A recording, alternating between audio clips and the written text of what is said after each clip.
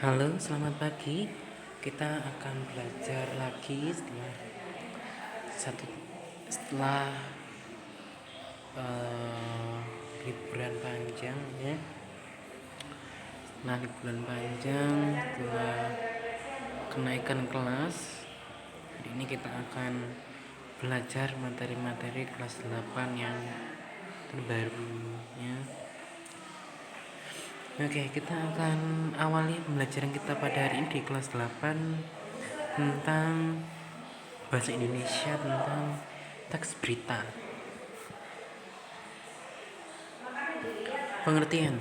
Menurut Kamus Besar Bahasa Indonesia atau KBBI, berita adalah kabar, cerita atau keterangan mengenai kejadian atau peristiwa yang hangat. Anak-anak pasti pernah melihat berita kan ya, di TV biasanya itu banyak berita. Liputan 6, Kompas, iNews, dan masih banyak lagi. Teks berita adalah suatu teks yang berisi informasi mengenai suatu hal, kejadian atau peristiwa yang terjadi dan masih hangat dibicarakan oleh banyak orang. Sebuah berita harus berdasarkan fakta, tapi tidak semua fakta diangkat di sebuah berita. Ciri-ciri teks berita: aktual, yaitu terkini, terbaru, terhangat, baru saja ya, atau sedang terjadi. Faktual, kejadian benar-benar merupakan suatu kenyataan, bukan suatu rekayasa, khayalan atau karangan. Fakta dalam sebuah berita muncul dan diperoleh dari sebuah kejadian nyata, pendapat ataupun pernyataan. Penting.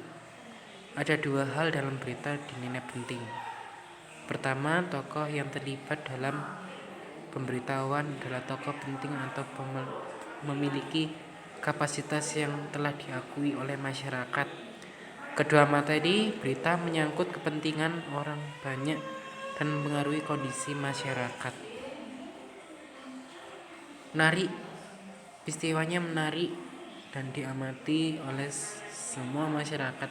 Biasanya bersifat menghibur, aneh, memiliki unsur kedekatan, mengandung nilai kemanusiaan, mengandung unsur informasi. Fungsi teks berita: 1. Mendapatkan informasi. 2. Menambah wawasan. 3. Sebagai pelajaran hidup. Jenis teks berita: ada 5. Berita langsung atau straight news, berita mendalam atau depth news, berita penyelidikan atau penelitian dari berbagai sumber atau investigation news, berita interpretatif atau pendapat penulis atau interpretative news, berita opini atau pendapat ahli atau opinion news.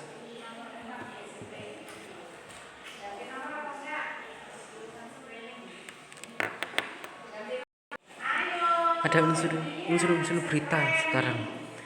Adik simbol 5W plus 1H. 5W ini terdiri dari apa, siapa, bagaimana, mengapa, kapan, dan di mana. Unsur-unsur berita adiksima 5W atau 1H. Apa? What? Apa kejadian atau peristiwa yang diberitakan? Siapa? Atau who dalam bahasa Inggris. Siapa saja orang yang terlibat. Kapan? When? Kapan waktu kejadian? Di mana? Where? Di mana tempat kejadian? Mengapa? Why? Memuat alasan dan sebab akibat. Bagaimana? Who? Menjelaskan proses terjadinya peristiwa. Kaidah-kaidah kebahasaan teks berita. Ada bahasa baku, kalimat langsung, konjungsi bahwa, konjungsi temporal dan kronologis, keterangan waktu, dan kata kerja mental. Kaidah kebahasaan teks berita. Penggunaan bahasa baku. Bahasa standar sifatnya universal dan sebagian besar kalangan masyarakat mudah untuk memahaminya. Penggunaan kalimat langsung itu ditandai dengan dua tanda petik ganda disertai keterangan penyertaan.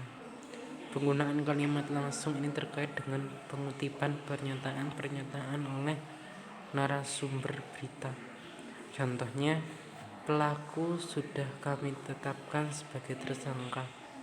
Saat ini kami terus mengembangkan kasusnya. Ucap Sutama. Kalimat tidak langsung. Lawan dari kalimat langsung biasanya ditandai dengan konjungsi bahwa, seperti itu. Penggunaan kata kerja metal. Kata kerja yang menunjukkan respons atau sikap seseorang terhadap suatu tindakan. Contohnya merasa tertipu, para korban lantas melapor ke polisi. Penggunaan fungsi keterangan waktu dan tempat agar berita yang disampaikan dapat dimengerti dengan jelas. Contohnya, kata Kapolsek Wonosari, Kompol Sutama saat dihubungi Minggu 8 Oktober 2017.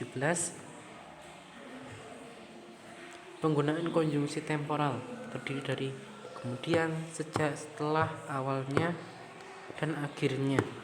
Konjungsi ini biasanya ditemukan pada struktur peristiwa yang menjelaskan berita secara kronologis atau urutan waktu. Contoh, pelaku datang ke sekolahan, kemudian langsung berkata ke kepala sekolah untuk menyosialisasikan kupon wisata dan kuliner. Struktur teks berita. Orientasi berita berisi mengenai pembukaan dari suatu peristiwa yang diberitakan. Biasanya terdapat penjelasan singkat mengenai berita tersebut. Peristiwa berisi mengenai jalannya kejadian dari awal sampai akhir dan didasari pada peristiwa yang terjadi dan dijelaskan berdasarkan fakta dari lapangan. Sumber berita berisi mengenai sumber didapatnya berita tersebut.